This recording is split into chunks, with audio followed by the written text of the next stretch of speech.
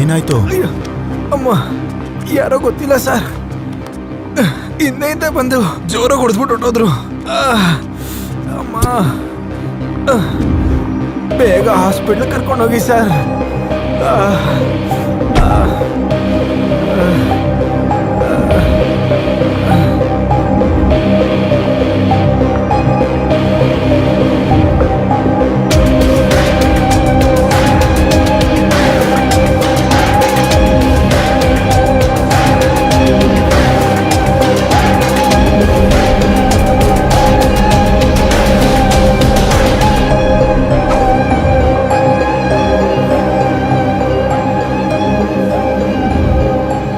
Cycle ತುಳ್ಕೊಂಡು ಹೋಗ್ತೀಯಾ? ತುಳಿತೀನಿ sir. ಹುಷಾರು.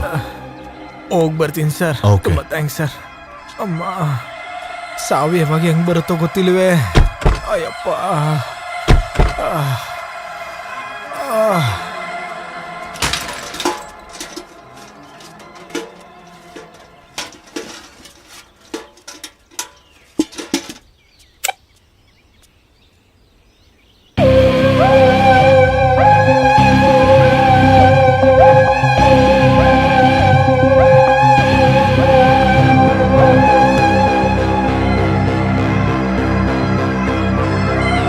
ಅಣ್ಣ, ಗೇಟ್ ತೆಗಿಯೋಣ.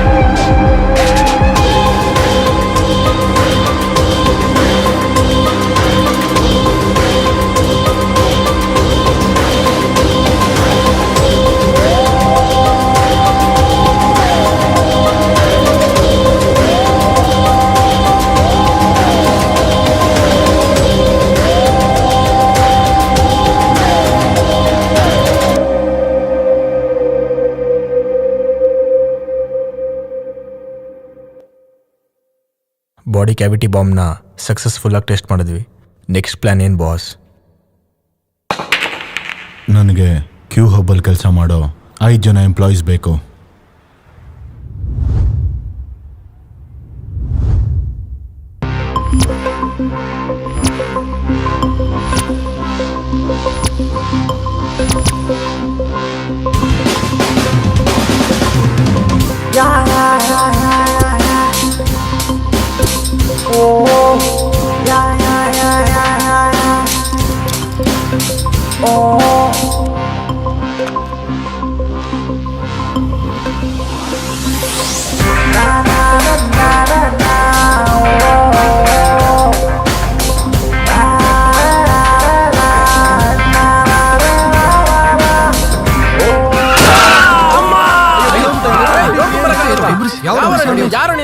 ಡ್ರೈವ್ ಮಾಡಿದ್ದು ಏಯ್, ಏಯ್ ಇಳಿಯ ಕೆಳಗಡೆ.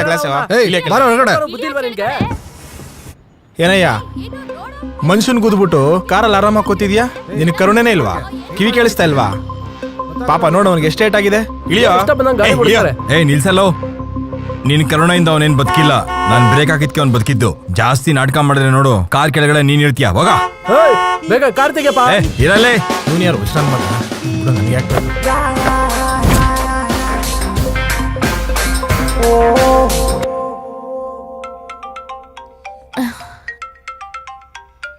ಏಯ್ ಫೋನ್ ಬರ್ತಿದೆ ನೋಡ.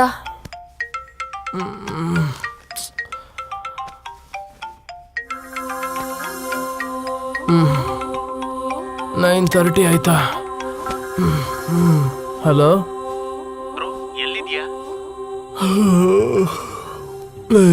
ಹೇಳೋದಕ್ಕೆ ಸ್ವಲ್ಪ ಕಷ್ಟ ಆಗುತ್ತೆ. ನಾನು ಲೊಕೇಶನ್ ಶೇರ್ ಮಾಡ್ತೀನಿ, ನೀನು ಬಂದ್ಬಿಡು, ಸರಿನಾ? ಬಾಯ್.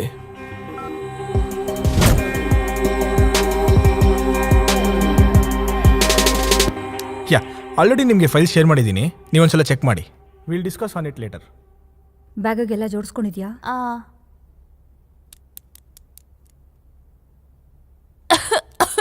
ನೀರ್ ಕುಡಿ ಪುಟ.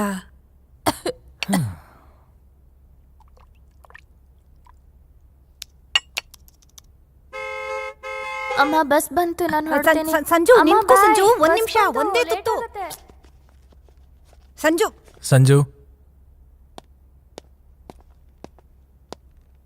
ಟೈಮ್ ಮ್ಯಾನೇಜ್ಮೆಂಟ್ ಅಂದರೆ ಟೈಮಿಗೆ ಕೆಲಸ ಶುರು ಮಾಡೋದಲ್ಲ, ಅಂದ್ಕೊಂಡಿದ್ದ ಟೈಮ್ಗೆ ಕೆಲಸ ಮುಗಿಸ್ಬೇಕು. ಅದು ಕೈಯಲ್ಲಾಗಿಲ್ಲ ಅಂದರೆ ಎಲ್ಲ ಹೀಗೆ ಅರ್ಧಕ್ಕೆ ನಿಂತೋಗ್ಬಿಡುತ್ತೆ. ಯಾವುದಕ್ಕೂ ಕೆಲ್ಸಕ್ಕೆ ಬರ್ದೇ ಇರೋನಾಗ್ಬಿಡ್ತೀಯ.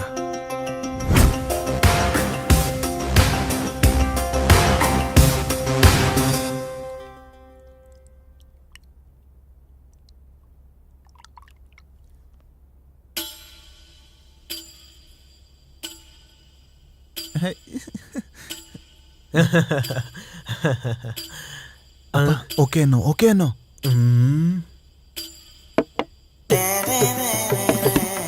ಸರಿ ರೀ, ನಾನ್ ಮನೆಗೆ ಹೋಗಿ ತಿಳಿಸ್ತೀನಿ. ಬರ್ತೀನಿ. ಓಕೆ ಅನ್ನೋ ಅಂದೆ ಅಲ್ವಾಪ? ಏನು ಮನೆಗೆ ಹೋಗಿ ಹೇಳಿದ್ರೆ ಬೇಡ ಅಂತಾರ? ಬಾಯಿ ಮುಚ್ಕೊಂಡು ನಡಿಯೋ, ಹೋಗೋ. ಬೀಗ್ರೆ, ನಮ್ಗಿರೋಳು ಒಬ್ಳೆ ಮಗಳು. ವರದಕ್ಷಿಣೆ ವರೋಪಚಾರದಲ್ಲಿ ಯಾವುದೇ ತರ ಕಮ್ಮಿ ಮಾಡಲ್ಲ. ನಿಮ್ಗೆ ಮದುವೆ ತುಂಬಾ ಗ್ರ್ಯಾಂಡ್ ಆಗಿ ಮಾಡ್ಕೊಳ್ತೀವಿ. ಅದ್ರ ಬಗ್ಗೆ ಇವಾಗ ಯಾಕೆ ಸರ್? ಬರ್ತೀನಿ. ಅಯ್ಯೋ, ಅಳಿ ಅಂದ್ರೆ ಶರ್ಟ್ ಗಲೀಜಾಗೋಯ್ತೆ. ಅಳಿ ಅಂದ್ರೆ ಇಲ್ಲೇ ನಲ್ಲಿ ಇದೆ, ಹೋಗಿ. ಪರವಾಗಿಲ್ಲ ಸರ್. ಇಲ್ಲ, ಹೋಗಿ ಕ್ಲೀನ್ ಆಫೀಸ್ಗೆ ಮಾಡ್ಕೊಳ್ಳಿ. ಹೋಗ್ತಿಯಲ್ಲೋ, ಹೋಗಿ ತೊಳ್ಕೊ. ಅಲ್ಲೇ ನಲ್ಲಿ ಇದೆ ನೋಡಿ, ಕ್ಲೀನ್ ಮಾಡ್ಕೊಳ್ಳಿ, ಹೋಗಿ. ಹೆಣ್ಣು ನೋಡಕ್ ಬರೋ ಗಂಡುಗಳ ಮುಂದೆ ಯಾವಾಗ್ಲೂ ತಲೆ ತೆಗೆಸ್ಕೊಂಡ್ ಕುತ್ಕೋಬೇಕು. ನೀನ್ ಬಂದು ನಮ್ಮ ಅಪ್ಪ ಅಮ್ಮನ ಹತ್ರ ಮಾತಾಡ್ತೀಯಾ? ಇಲ್ಲ ಇಬ್ರು ಓಡೋಗಣ್ವಾ? ಏನು ಎಲ್ಲ ಮುಗ್ದೋಯ್ತಲ್ಲ, ಬಿಟ್ಬಿಡೋಣ ಅಂತ ಅನ್ಕೊಂಡಿದ್ಯಾ? ಪೊಲೀಸ್ ಕಂಪ್ಲೇಂಟ್ ಕೊಟ್ಟು ನಿನ್ ಮೂಳೆ ಮುರಿಸ್ತೀನಿ.